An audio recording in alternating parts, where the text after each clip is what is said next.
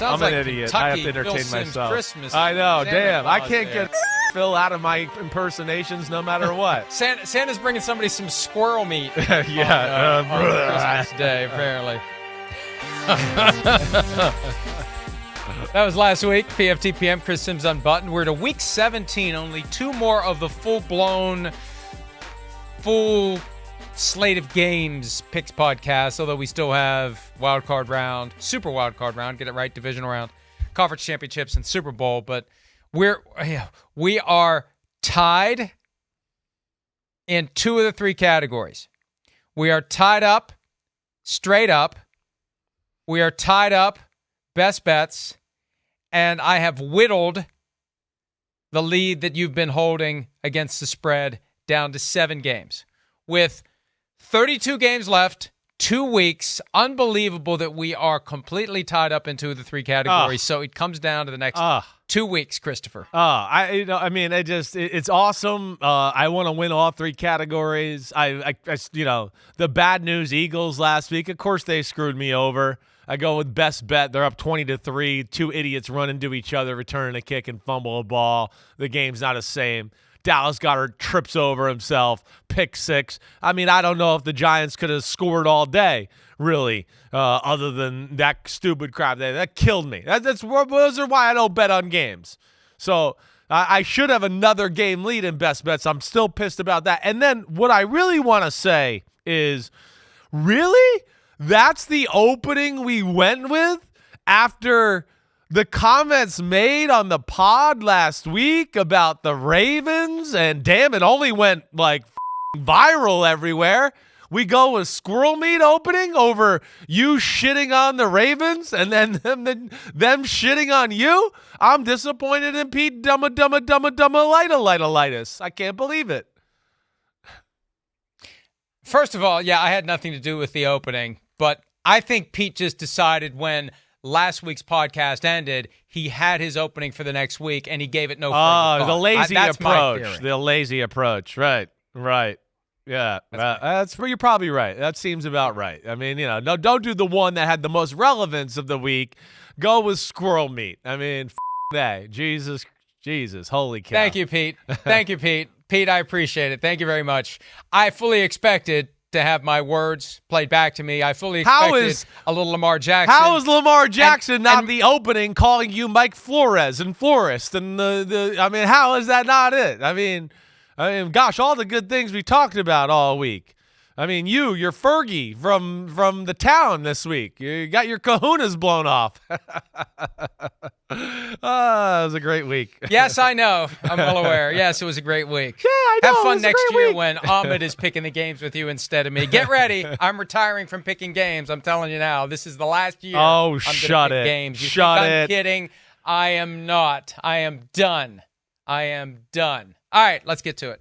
Oh, before we go any farther, I must say every week this season, you can play along with us. DraftKings has set up the free $1,000 Florio and Simms pick 'em pool. Pick every game against the spread for a chance at a $1,000 prize pool every week. Download the DraftKings app, click on the Pools tab, and enter free the $1,000 Florio and Simms pick 'em pool to make your picks, or visit DraftKings.com/pools. Download the DraftKings app, click on the pool tab, and enter free $1,000 Florio and Simms. What are you doing? Just like us. What are you doing? I was trying to figure out what hand signals. Hey, all right, give me a break. I was trying to figure out what hand signals you were doing earlier. By the way, just like us, after you download the DraftKings app, you must enter all of your picks before kickoff of the Thursday night game, which tonight is Jets at Browns. You were doing something. I was doing something because I wanted to show you what gestures. else DraftKings was sponsoring this week. Roll the tape, baby. Roll the tape. Here we go. As long as those key players, I'm not going to change the narrative now. As long as the key players are healthy, they're going to kick it out of everybody they face. The quest is for second place. That's it. As long as those people stay healthy. They're currently healthy. The 49ers kicked the out of the Ravens on Monday night. I'm sorry, I know that's disrespectful to the Ravens. Because we're in the NFL, we play ball, not to take away from that team, but you can't just discredit us. We grown, man. We got to feed our family. And he can have his opinion, but just don't be just talking like that. That's disrespectful. That's very disrespectful. Because he ain't putting the pads on.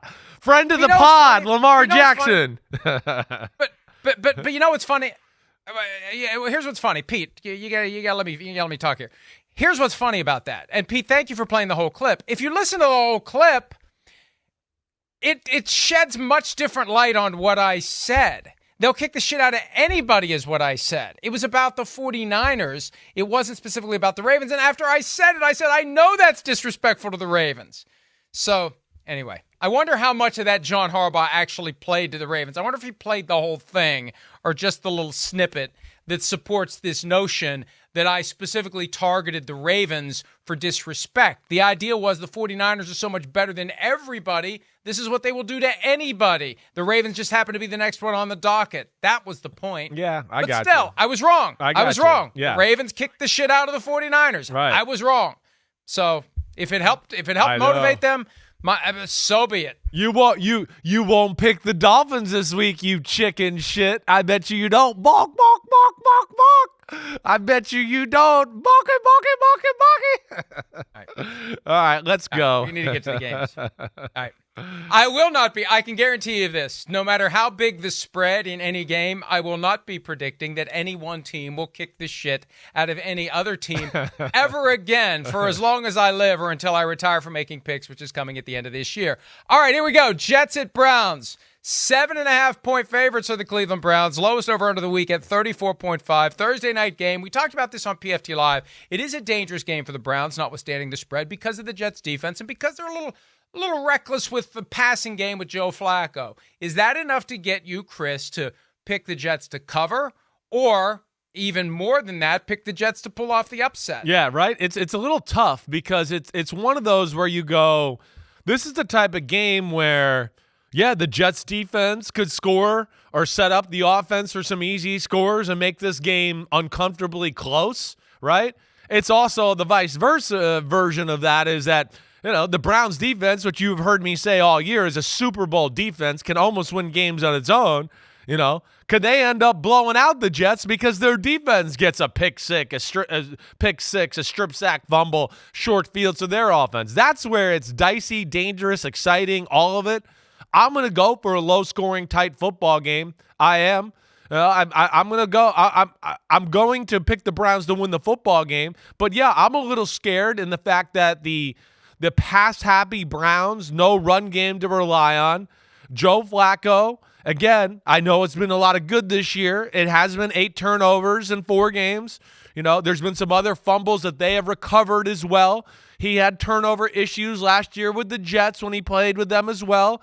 And that's what worries me with a Jets team that we know is one of the best defenses in football, can rush the passer. Flacco likes to hold the ball too long.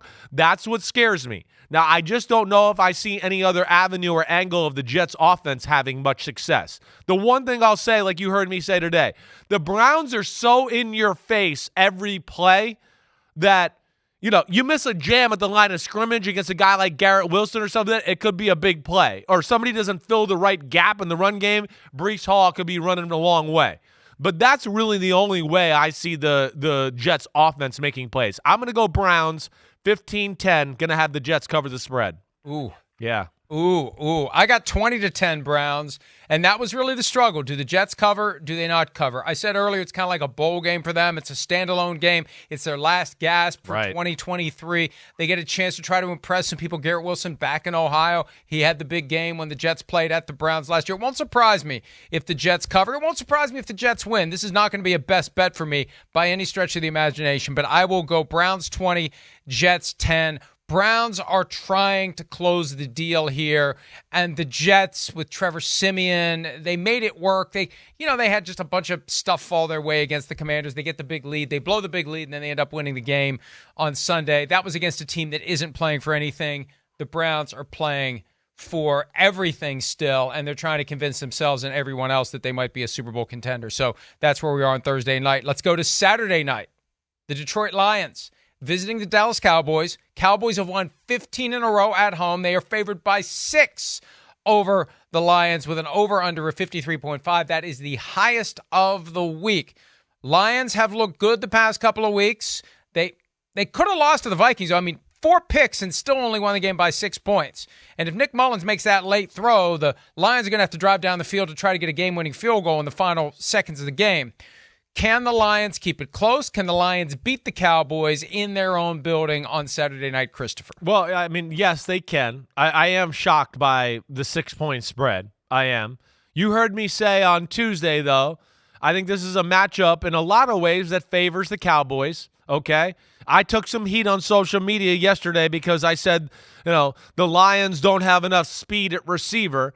All right, I should have clarified a little bit more. I've said it a million times. Jamison Williams is the fastest receiver in football, not named Tyreek Hill, but he's not been a consistent part of the every play offense yet. He needs to be. They need that, right? You've heard me say for about the last 5 or 6 weeks, the problem with the Lions is when they play teams that play man-to-man, like the Bears, who almost beat them twice but beat them once, played man-to-man almost every play. They could not separate from the Bears, right? So the Cowboys, we know, play man-to-man. That's going to be a little bit of an issue there, certainly. Let alone, right, they're a team that can collapse the pocket and make Jared Goff feel uncomfortable, and Jared Goff's not great in those scenarios. He's not going to get out of the pocket and make any plays that way, right? So that's where I look at it and go, oh, there's some stuff there for Dallas to like about it, like about the matchup, let alone, the same thing on the Lions side of the defensive side of the ball is they can't play man-to-man. You saw last week, Nick Mullins, whoever, right, is picking apart the Detroit Lions secondary. It doesn't matter who they play, So I expect the Cowboys to have some success moving the ball there as well. The only thing, I'm picking the Cowboys to win. The only thing I worry about is that the running game for the Lions becomes so dominant and kicks the crap out of the Cowboys so badly that they have to start doing crazy stuff on defense, and then therefore they end up losing the game. But I'm going to go the Cowboys, motivated, 2 losses in a row. Lions feeling good, won their first division title in forever, 24-20 Cowboys. So you have the Lions covering the spread, but the Cowboys winning. Right. And we talked about this yesterday. When we saw the clip of Mike McCarthy, I just got the sense that they recognize they're going to be the 5th seed. Yeah. Nothing that really matters the next 2 weeks is going to change that. They're not going to win the division, et cetera, et cetera. But the fact that they play on Saturday night, who knows what the Eagles do? You don't want to blow your chance to catch the Eagles if they should stumble in one of the final 2 games. I think the Cowboys will get it together. I think the Lions are prone to step on a rake from time to time. They're locked in as the division champions. Yes, they have a chance to go as high as the 2 seed. Hell, they have a chance to go as high as the 1 seed. Frankly, I think there's a way through the weeds that they could be the 1 seed. I just think it's too much to go to Dallas and win. You're right, though. If the Lions are going to win this or keep it close, it's the running game that avoids 3rd and long that keeps Micah Parsons from teeing off. That's what happened in Buffalo.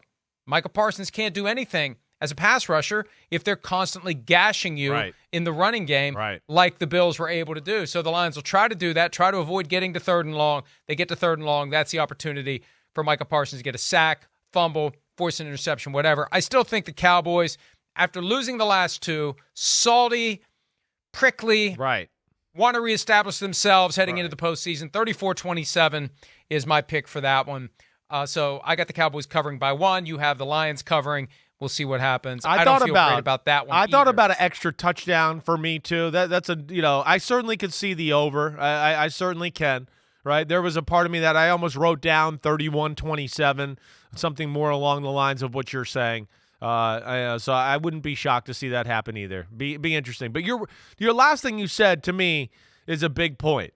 Man, the Cowboys, there got to be a little desperation here. I don't give a damn if you feel relegated to 5 or not.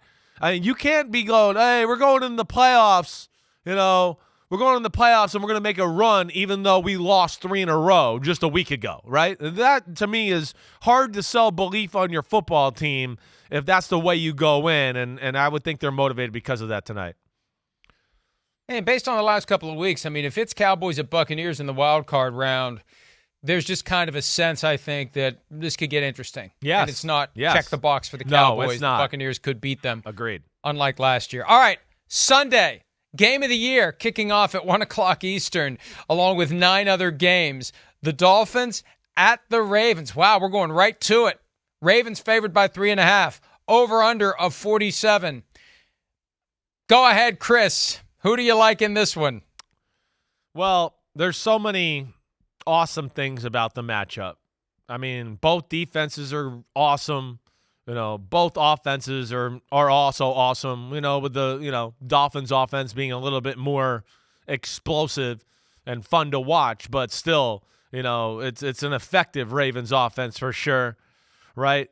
The one thing, I look at, I think we're going to break down like the Dolphins side of the ball, right? They pose some different problems as far as compared to the 49ers last week, where we talked about it. The 49ers are a little more rooted in the run game and then they go off of that.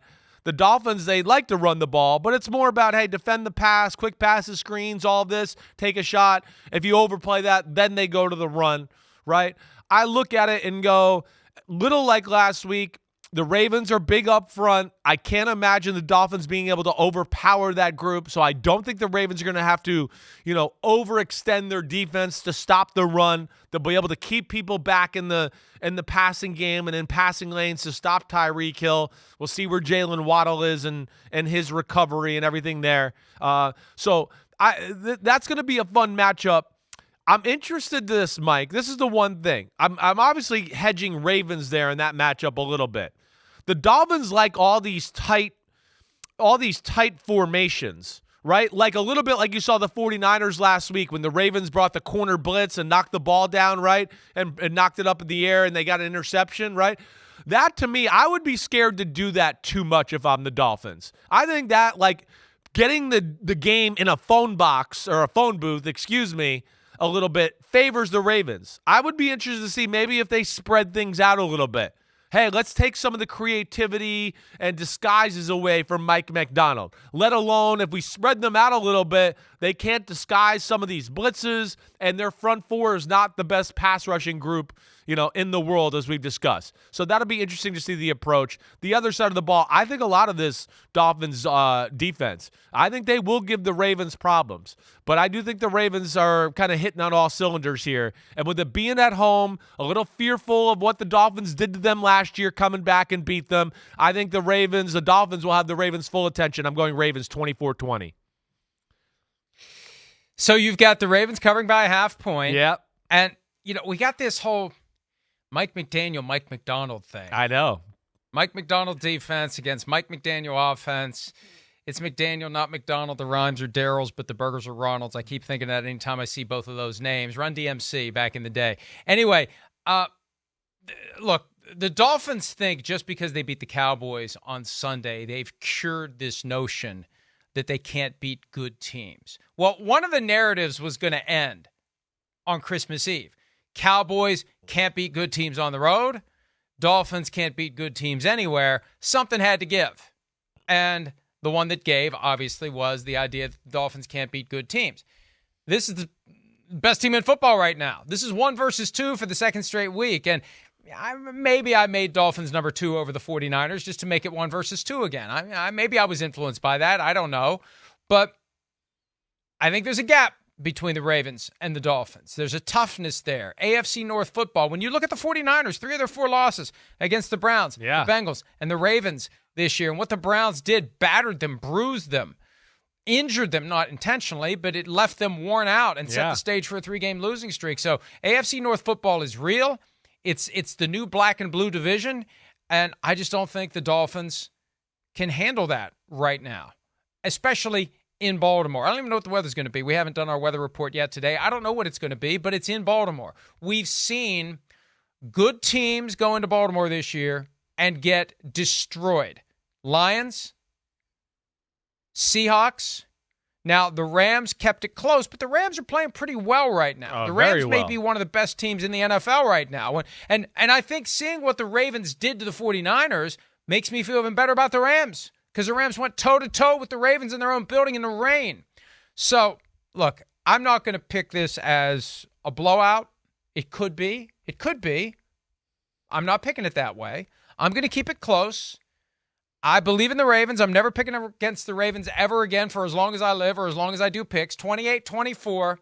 Ravens beat the Dolphins. The Dolphins should acquit themselves well. The Dolphins should have some confidence that maybe if there's a rematch in the postseason, it'll turn out better for them.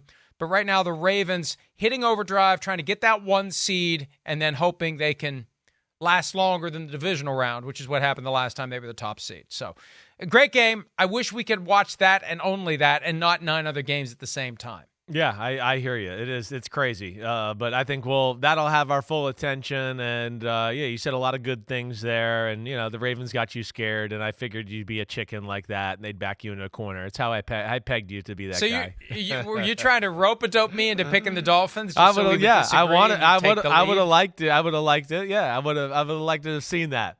I would have liked to have seen all things that might have come with that. You picking the Dolphins, the reaction of Ravens fans, their players, and then me picking the Ravens too, and hopefully winning to be able to even rub it in even farther. Patriots at the Bills. Bills are favored by 13, over-under of 40.5. It's the biggest spread of the week. The Patriots have shown some life lately. The Bills have turned it around, although they narrowly escaped L.A. with a win over the Chargers. Do the Bills cover this 13-point spread on Sunday, Chris? It's a little much for me. Now, again, this won't be a best bet, okay? I'm going to take the Bills to win this 21-10. But, yeah, that scares me. What you said, the Patriots D is really damn good. I mean, they stopped the run. They're, of course, really well coached in the back end. They can play zone. They dabble. They're really good at zone. They can play man. They don't play as much as they used to, but they're awesome at zone coverages too. I mean, they got it all there. And again, I don't think this is a really complicated formula as far as what the Bills are throwing at you offensively. So, yeah, I don't think this is going to be easy for them moving the ball up and down the field in the Patriots all day. Now, the Patriots offense, yeah, it's been better lately. It's but it's still just, below average, as we know. And I just think that ultimately that the Bills, the defense, the way they're coached, the defensive line being too deep, the way they're playing, they can get after the quarterback. The Patriots not having a run game to really be able to rely on. I like the Bills, and kind of an ugly one here. I'm going 21-10 Bills. I've got 27-17 Bills. You and I are of both a similar mindset that the Patriots cover this spread. 13's a little too much for the Patriots because they've been playing close. They've been playing tough. They haven't given up on Bill Belichick. I mean, we think it's a foregone conclusion that Robert Kraft is going to move on from Bill Belichick. I mean, they're doing a pretty good job of staying competitive. They haven't given up. They beat the Patriots. They beat the Broncos. They beat the Steelers. I think if they would win out, there's a good chance, not a great chance, but a good chance, no changes made at all. But to win out, that means winning in Buffalo. They lost there a couple years ago in the playoffs, 47-17. I've got 27-17. Bills winning. Bills continue that march toward what very well could be. If our predictions are right, it will be for the Bills AFC East. At Dolphins for the AFC East next Sunday. Maybe that's a game that ends up on NBC in prime time. We'll find out after Week 17 ends. Falcons at the Bears. Falcons still alive. Bears not. I think the Bears still are kind of alive. They need a lot to go their way. They're favored by 3. They've shown us a lot in recent weeks. Over under of 38. Do the Bears get another win and kind of throw a wrench into what the Falcons did last week when they beat the Colts convincingly at home? Yeah, I think so. I'm taking the Bears. The Bears over the last 5 weeks have been playing some of the better football in all of the NFL. I mean, they really have. Justin Fields has been playing good quality football, throwing the ball well, making good decisions for the most part. We know he's going to make a few electric plays with his legs. Their run game is almost an unstoppable force, right? The defense, you hear me every week. I like them a lot. They are in your face, man to man. Bring it. You can't run the ball on them. They basically dare you and go, we got everybody in the box. Go ahead, try to throw it. I mean, that's what they do. Montez Sweat, you're seeing, how good he is. He's had an effect on that defense, right? For all those that were wondering why Chase Young only got a 3rd rounder and Montez Sweat got a 2nd rounder, well, I think now. I mean, Montez Sweat, we talk about him every week with the Bears. Chase Young, we haven't really talked about him at all with 49ers. He's a phenomenal player. I like the Bears. At home, cold weather, Atlanta. Their passing offense, again, it's underwhelming. Nothing's going to be easy. They're not going to be able to run the ball against this Bears group. And Atlanta, as much as I like their defense, this I think is a little too much for them to overcome with the attack of Chicago and the balance they have. They're going to want to stop the run, and those guys one-on-one are scary. Going Bears, 27-21. Yeah, I've got the Bears in this one as well, 24-17. I just don't have the faith that the Falcons can string a couple together. Taylor Heineke plays with that, and it's admirable, hair on fire, like it's the last game he's ever going to play, and he sets himself up to making mistakes. And it worked out well last week.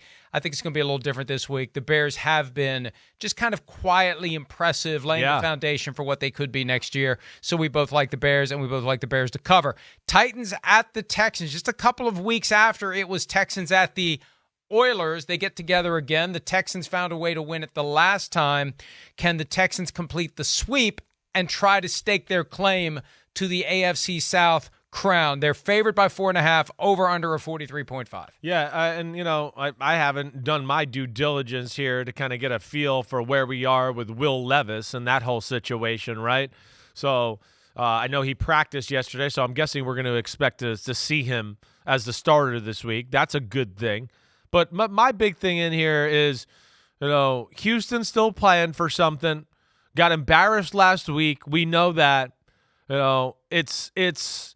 I think we're getting C.J. Stroud here. I'm hoping. I know that's still up in the air for the third week in a row. I'm picking this one, though, expecting him to play. I'm going to just be fully transparent with that. I am. And I think the thing that bothers me more than anything with this matchup is just that in the first matchup, the Titans' offense just couldn't do anything. I don't think they got enough answers to kind of beat this scheme that the Houston Texans do, let alone maybe not enough firepower at the receiver position to really scare them that way.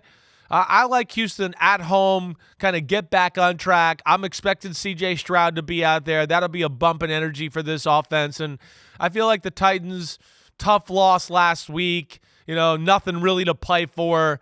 I think this is one you could maybe see them a little bit of a sleep at the wheel.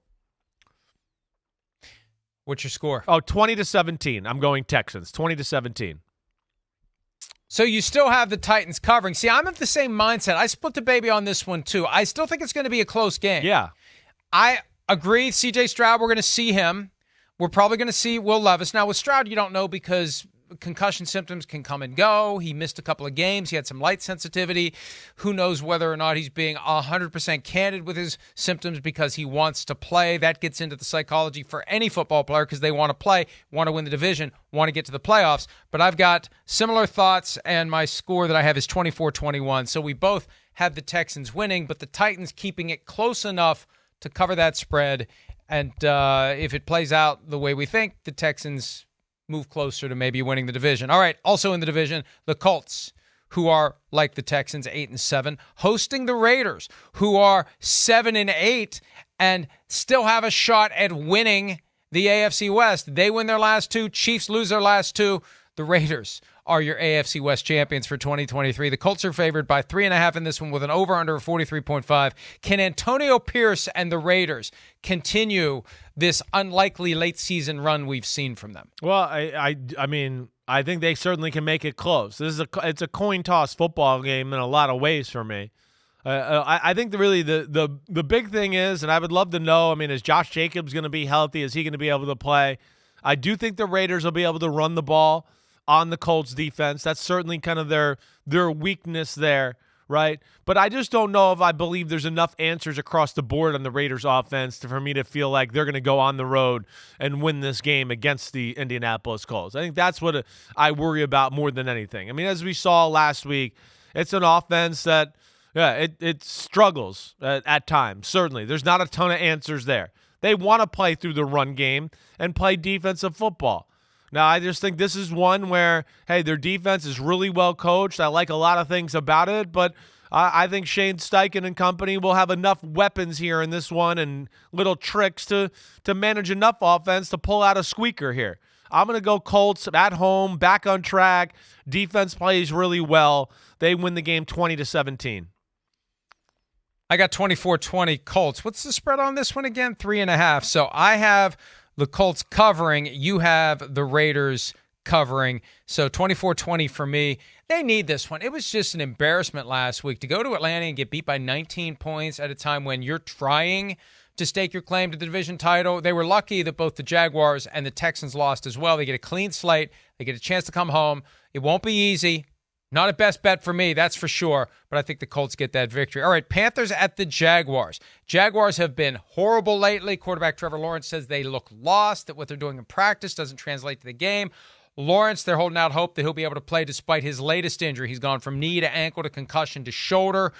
Panthers are 6.5-point underdogs, over-under of 38. Do the Jaguars turn around this recent run of crappy football and get the win over the Panthers, Chris? I mean, yes, they're going to get the win, but to me, this is a little scary.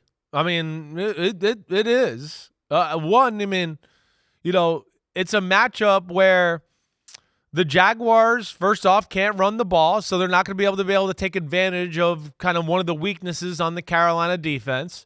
So that bothers me. The way the Jaguars are playing defense, even though this Carolina offense is not special, I think they will move the ball on Jacksonville. So you look at it and go, man, one misstep, two missteps, we could be sitting here going, whoa, Carolina's winning late in the fourth quarter. I would not be shocked to see that right now. Now, the one thing that they have going for them is, it's Carolina's not a great pass rushing football team. So if Trevor Lawrence is playing, he should have some time to throw the ball down the field. But, hey, they're good in the back end in Carolina. They're well coached by E.J. Everett. They can play man. They're awesome at zones, right? I'm taking Jacksonville to get back on track here. Of course, being in the AFC South can win that in the playoff picture, desperation in the air. But I think it's going to be ugly and a little closer than maybe we all imagine. I'm going to go Jaguars 19-13. So you have the Jaguars not covering the spread. Yeah. I have them covering 24-13. I think this is just kind of a get-right game for them. They need it. It's a confidence builder. Those three games being played at the same time, they need to go out and put their best foot forward and win. It may be a three-way tie by the time it's all said and done. The way we pick these games, it will be a three-way tie still atop the AFC South. They've got to get a win. They've got to hold serve at home. They need to get back on track one way or the other, or this season ends up being a huge disaster and disappointment for the Jaguars. So 24-13 for me, and the Panthers would fall to 2-14 if that's the case. All right, Rams at the G-Men. The Rams favored by 5.5. They are only one of two road favorites for the entirety of the Week 17 schedule. Over under a 44.5. Tyrod Taylor back in. Tommy DeVito out. Rams have looked great. They get a little extra time to get ready for this one before they make their cross-country flight to New York. Do the Rams get to 9-7 and further strengthen their grip on a wild card spot in the NFC, Chris? Totally. Yes, 100%. I do think Tyrod Taylor's a little bump for the Giants offense and what they can do and maybe being more efficient. So that's a positive for them. But the Rams, you kind of said it earlier. It's one of the hottest teams in football. I mean, they're the last 5-6 weeks. I'd go, well, they're definitely. If you just took those 6 weeks, you go, they're definitely one of the 2 or 3 best teams in the NFC. The way they've been playing, right? They're hitting on all cylinders, and even though their defense is not groundbreaking, you've heard me say it's really well coached, and I don't think this is an offense that's going to be able to, take advantage of anything there. And then on the other side of the ball, the Rams run the ball on everybody. I mean, if the Rams can run the ball on the Ravens, they're going to run the ball on the Giants, and the Giants aren't even good at stopping the run this year. So that's an issue. And then, you're going to, the Giants like to play man-to-man. You're going to play man-to-man against Puka Nacua and Cooper Kupp and all the genius of McVay and Stafford's aggressive arm and all that. I don't see many avenues in which the Giants can win this game. I'm going Rams 27-17. I'm probably even being a little nice to the Giants there, but I think the Rams handle this one and continue to solidify themselves as an NFC playoff team. I've got 28-17. My only concern is we've seen it 2 straight weeks now where the Rams get a little lax at the end late in the game. Right? Yeah. Right. Yeah. The Saints stormed back and made a blowout into a respectable final score. Had a punt blocked, right, late in the game, right? Right. Commanders stormed back. Right. So I'm worried that the Rams will get to a comfortable lead and then coast, and maybe there'll be a backdoor cover, but not at 5.5. I think that the spread should be higher than that. The Rams are one of the best teams in football right now, so you and I are on the same page, and this is one I'm looking at for a potential best bet because I just think the Rams right now It's just amazing to see how far they've come after last year and how bad it was. All right, Cardinals at the Eagles. Eagles favored by 11, 48.5 over under. You've got the subplot here of Jonathan Gannon, the former Eagles defensive coordinator who left to coach the Cardinals. There was tampering by the Cardinals. Jonathan Gannon knew the Cardinals were interested in him. He knew he was going to interview the day after the Super Bowl. He didn't say anything to anyone. I still believe that his preparation for the Super Bowl was diluted by the fact that he was getting ready to interview with the Cardinals. It's all hush-hush and asked and answered, and you're a conspiracy theorist if you dare even talk about it. But if there's any tension lingering, this is the chance for the Eagles to take it out on Gannon and the Cardinals. Will they do it? Favored by 11 with that over-under of 48.5. Yeah, I mean, 11's a lot. It's a lot. Arizona, where it scares me is they could get steamrolled in the run game. The Eagles might just be able to absolutely dominate them and steamroll them that way, certainly. But I'm going to play a little bit more of the motivation of Jonathan Gannon going back against his old team and then him knowing some of the tendencies and the way the Eagles offense operates, right? I know it's not exactly the same as last year, but I think, its base principles of the offense are the same. I think that favors Jonathan Gannon in a lot of ways, right? And then the one thing I'll say about Arizona is they can run the football. I mean, they really can. And again, it's still Kyler Murray with some weapons on the outside to where I could see them stressing out this Eagles defense that we know has not been nearly as dominant as we expected it to be. I'm not going to make this a best bet, but this is one where I'm going to say, hey, the Cardinals hang around and make this a little more uncomfortable. The Eagles have done this all year. They play down to opponents or let teams get back into the game like they did with the Giants last week. I'm going to say 27-21 Eagles. I've got 34-17. I don't feel good about this one, though, because I figure Jonathan Gannon knows the Eagles, knows the offense, knows how to maybe slow down Jalen Hurts and company from being there last year. And yes, they know him, but I think the edge goes to him in that regard. I still think that the Eagles understand the stakes here. They have to keep the Cowboys at bay.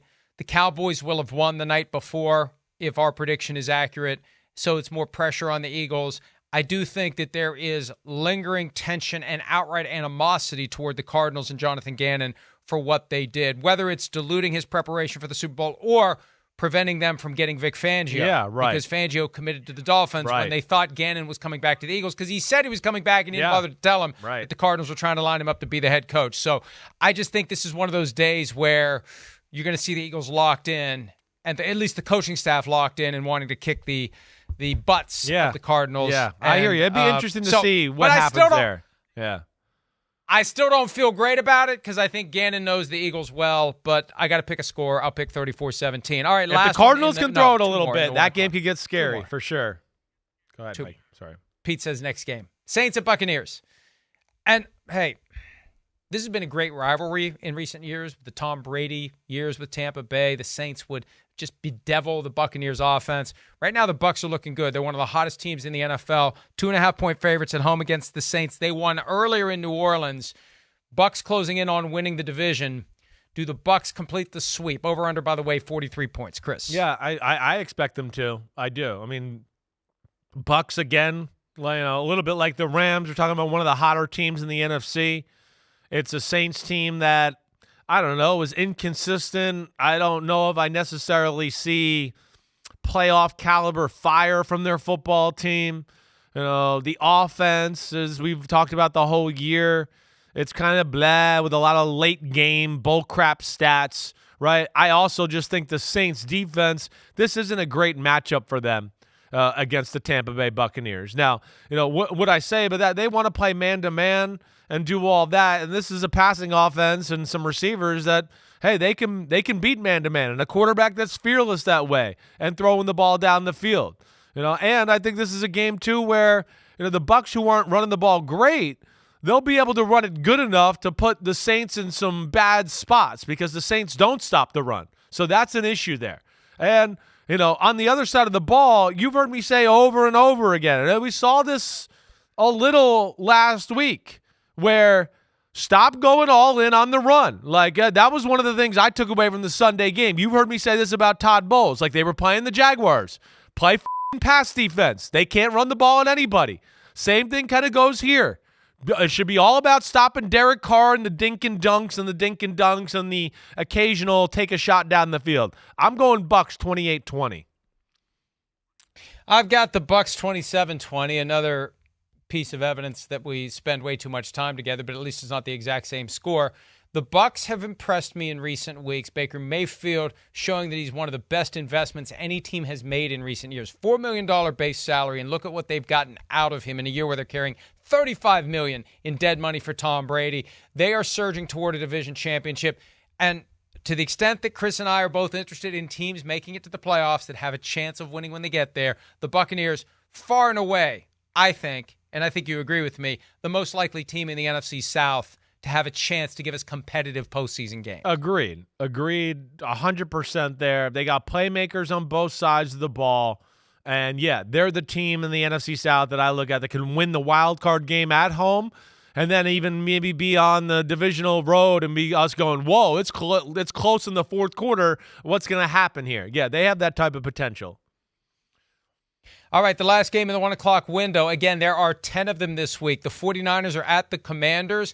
12.5 points is the spread, over under of 50. I remember a game from 4 years ago when they played in Washington where it was wet. It was slip and slide wet. Remember that? Yes. It was quagmire wet.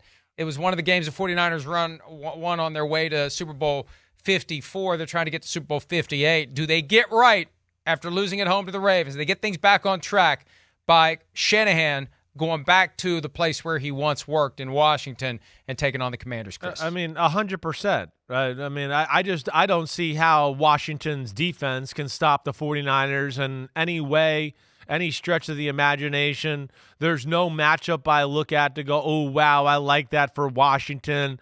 That favors them. And then offensively, it's Jacoby Brissett. I think, hey, will he take care of the ball better? And do I think he'll be a little more efficient than Sam Howell? Yeah, I do. But I just don't think the offense with that O-line not being able to run the ball well enough and having to rely so much on the pass game against a team like the 49ers, to me, is scary. I'm going 38-17 Niners. Yeah, I've got the 49ers winning this one, 42-21. The Commanders have switched from Sam Howell to Jacoby Brissett. I don't know how much of a difference that's going to make.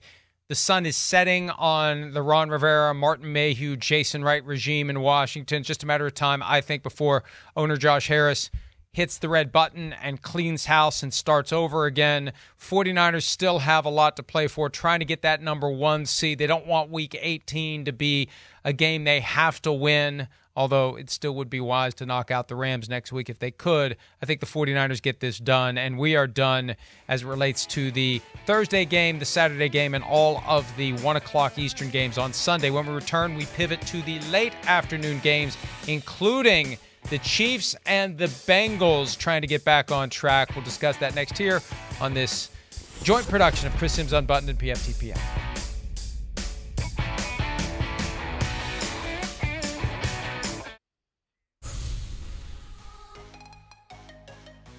Don't forget, on DraftKings Sportsbook this season, new customers can bet $5 and pocket $150 in bonus bets instantly. Plus, all customers can get a no-sweat same-game parlay every day. Download the app and use the promo code PFTLive when you sign up. DraftKings Sportsbook, the crown is yours. All right, late games from Sunday. Let's start with the Steelers at the Seahawks. Steelers surprising the Bengals and a lot of people who thought the Steelers were done.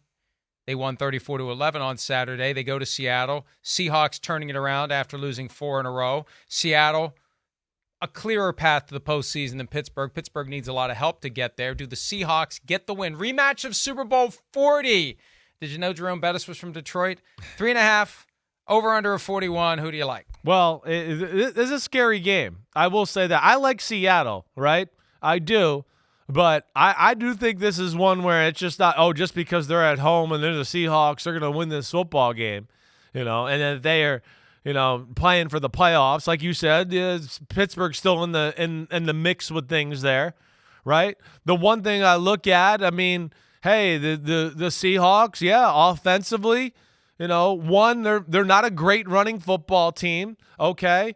All right, and yeah, they can move the ball in between the 20s a little bit, but scoring has been an issue touchdown-wise, and I certainly don't expect them to be scoring on the Steelers' defense. That's kind of the ultimate bend but don't break defense right now. And then when you couple that on top of the other side around here, where, Pittsburgh, again, offense nothing great here, but I look at it and go, I think there's a way they can run the ball and move the ball in the Seattle defense. Seattle is it's unsound. It's not good. They don't stop the run. I think this game will be uncomfortably close for Seattle, but I think they do eke it out and win it at home. I'm going to go Seahawks 20-17. I got 27-23 Seahawks. So you have Seattle not covering. I have them covering. This is a close one. This is a tough one. This is a tight one. I'm not ready to give up on the Steelers, but I can't pick against Seattle at home, given what they've done in recent weeks to overcome the struggles they faced. I think the Seahawks win. I know that my terrible towel is weeping somewhere as I say that, but I just can't. I can't do it. I can't. I'm surprised they won last week. I don't think they can do it again. Chargers at the Broncos with Jarrett Stidham at quarterback. He's in. Russell Wilson's out. Easton Stick still the guy for the Chargers. Gift Smith kept it respectable against the Bills last week. Broncos still kind of alive. They need help. They just got to win. That's what Sean Payton said earlier this week. We just want to focus on winning. We'll worry about next week when next week comes. Can the Broncos win their home finale against the Chargers and get to 8-8, Chris? Right, like you heard me before the show a little bit, right? Like I was talking to one of our producers, Matt Casey, was talking about the Broncos, the quarterback situation a little bit, right? I had almost feel right like where giving Sean Payton credit for what he did with Russell Wilson. He's managing them, keeping things simple. They just continue to build the confidence and learn the offense and take care of the ball. And then, hey, work some late game magic. But what they told us this week was they've been keeping it simple because they got to keep it simple. And you know me, I've gone back and watched all these games and have already noted that it was simple attack already. But I think when you look at it through the prism of like negativity a little bit, you start to go, yeah, Sean Payton, he wasn't doing this to manage Russell Wilson or build his confidence. He was doing this because he had no other choice. He didn't trust Russell Wilson. He doesn't know enough checks. He doesn't know enough about defenses, whatever. And Sean Payton, who has 9 zillion plays on offense, runs the same 9 plays all game long. He basically told us he's handcuffed by Russell Wilson. I think they're going to get an energy bump by Jarrett Stidham. I think you're going to see the team rally around Jarrett Stidham. We both have heard. I don't think Russell Wilson's the most loved guy in that locker room. I mean, we got clips last week of him getting sacked, and the offensive linemen don't even look at him. They don't care. They're like, oh, get up. I don't care, right? So I think they're going to want to prove their coach right, and I think Jarrett Stidham's going to give their offense a bump. I'm going 24-13 Broncos here. I'm glad you mentioned that. Of all the things we covered when we spent about 50 minutes on the Russell Wilson benching, we didn't get to the clip of Russell Wilson being sacked and his lineman just looking at him and walking away. Exactly. Which is telling when it occurs. Right. And last year when Jarrett Stidham replaced Derek Carr, he played well. He surprised a lot of people.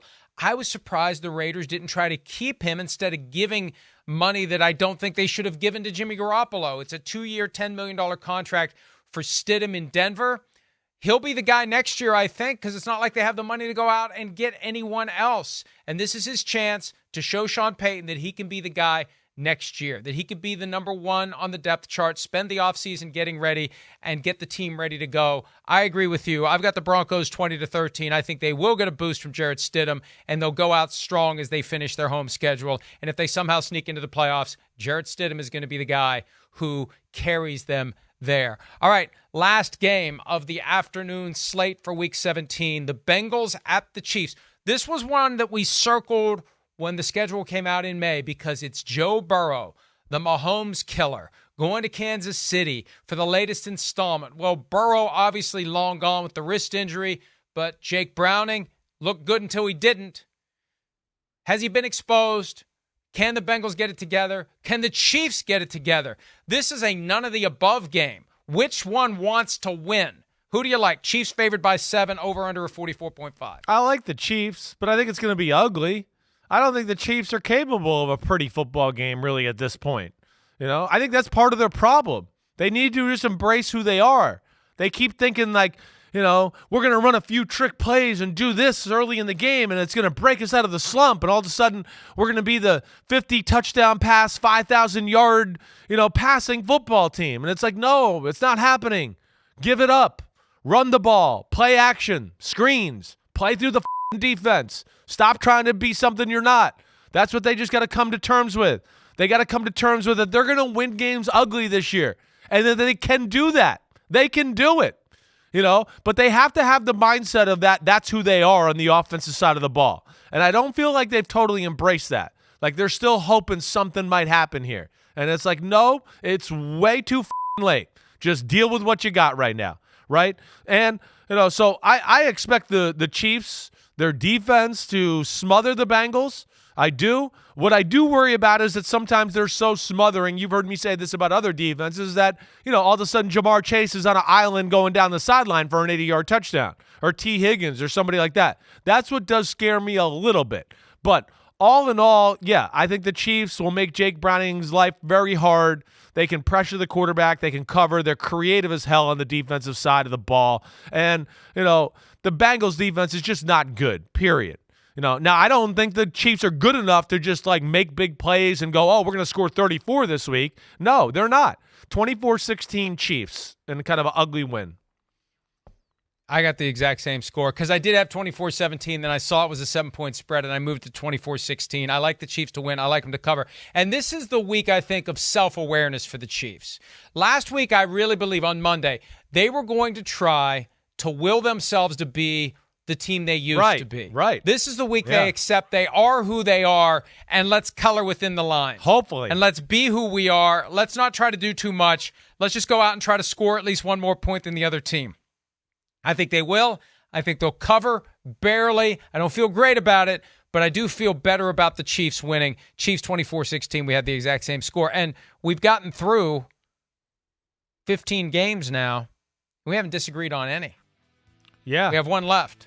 When we return, you'll find out if we disagree on the Sunday Night Football game. New Year's Eve, Packers at the Vikings. Who will Chris pick? Who will I pick? Who will you pick? We'll find out when Chris you Simms Vikings Unbuttoned hater, fan, lover, hater. Right I don't know this. what you are. Right after this. We'll be right back.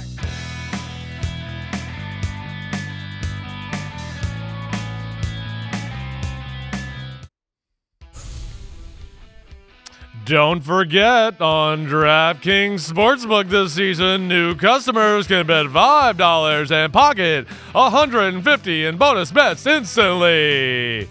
Plus, all customers can get a no-sweat same-game parlay every day. Download the app and use the promo code UNBUTTONED when you sign up. DraftKings Sportsbook. The crown is yours. Well, now we know what Phil Simms would sound like if he was a game show announcer. The guy that kicks off the show and throws it to the host. That's Phil. That's if he had found that line of work instead of football. If he hadn't been 6'4" and 225 and strong enough to throw a football over them mountains. All right, let's get to Sunday Night Football. Jordan Love and the Packers taking on the Vikings and Nick Mullins or Jaron Hall or Josh Dobbs or Fran Tarkenton. Who the hell knows at this point? Both Hall and Mullins split snaps on Wednesday for the Vikings. Vikings are favored by just 1.5. Border battle, playoff elimination game. Not like the winner is getting in, and I don't think I want the winner in because I don't think the winner can win in the postseason. But the loser's done. The winner's still alive. The over-under's 46. We'll be ringing in the new year. Watching the Packers and the Vikings. Chris, who do you have? Well, what do you mean, who do I have? Who do you have? You know you go first with the Vikings. Who the hell you picking? Let me hear this crap. I really, can I just defer on this one? Can I pick a tie? Hey, well, Jay Alexander, he knows all about that. He defer. He wants to kick. You want to kick? You want to play defense? What are you, Jay Alexander? I have no idea what's going to happen. I think Nick Mullins is going to be the quarterback. You and I talked about this yesterday. He'll get the start with a short leash. They don't have TJ Hawkinson. They probably won't have Jordan Addison, but they've got Justin Jefferson. And I think right now they're good enough to beat the Packers. The Packers have slumped in recent weeks. They haven't looked great. They barely beat the Panthers, for crying out loud. 28-24 Vikings. But I don't have a whole lot of faith in it because I have no confidence whatsoever in Nick Mullins to avoid screwing things up royally at the worst possible time. Jeez, right. I hear you. That's the scary thing. What's even scarier is I have the same exact score. I have 28-24 Vikings too, right? I'm worried about Green Bay's defense. I would expect Nick Mullins and company to shred Green Bay's defense. I do. And then, hey, Green Bay's offense, we know it's a pain in the butt, but I don't think it's going to be good enough to move the ball consistently up and down the field on this Vikings defense that I have so much respect for. I think this could be a fun game, though. I do. And the fact that Green Bay's pretty balanced as far as running and throwing the ball puts Brian Flores in that Vikings defense in a conundrum, just kind of like the Lions did last week, to where I think we'll see big plays on both sides of the ball. If Nick Mullins doesn't it up, I expect the Vikings to win the game. So we have 16 games this week. We agree on every single one of them, which means it all comes down to Week 18 in our straight-up competition. When we return, Best Bets and Folsom Prison Blues pick here on PFTPM and Chris Simms Unbuttoned.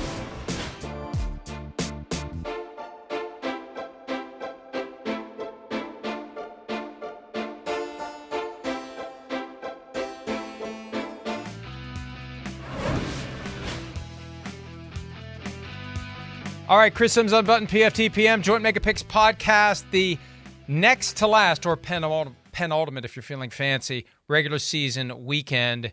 We've got 3 best bets to go. We've agreed on every game straight up. We've got some disagreements against the spread, but who cares?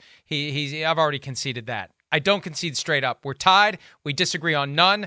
We're tied on best bets. Let's see if we disagree on any or which we pick and whether we line up, because we sometimes do that. Go ahead, give me one. All right, well, first off, this goes all the way through the playoffs, right? This doesn't end like next week, so there's still a lot of weeks left. You do this every year where you think they were going to stop counting the record at the regular season ends. No, I know you're a Vikings fan, and that's when you're used to the season being over, but football goes on, and it goes to the playoffs. See, I know that because I'm a Giants 4-time Super Bowl champion fan that way. So you just don't understand that. It goes on. Right. The season does not end after next week.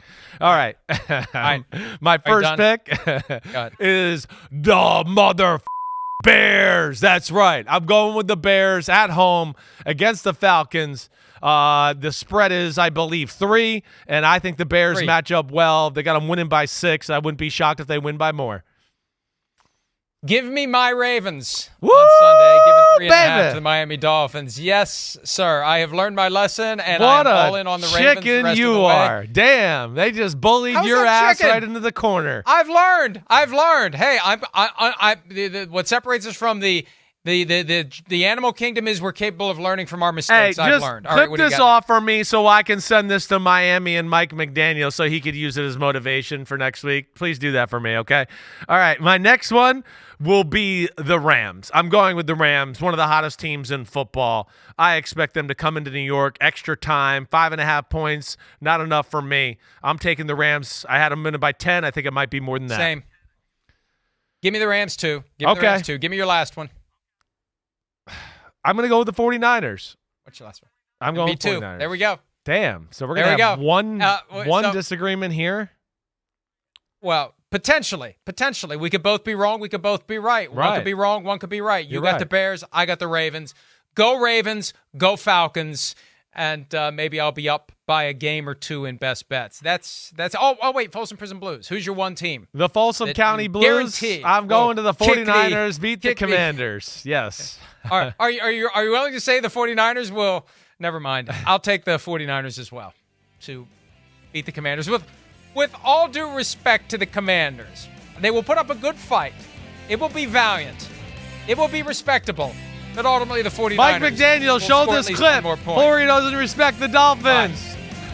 Bye. See ya.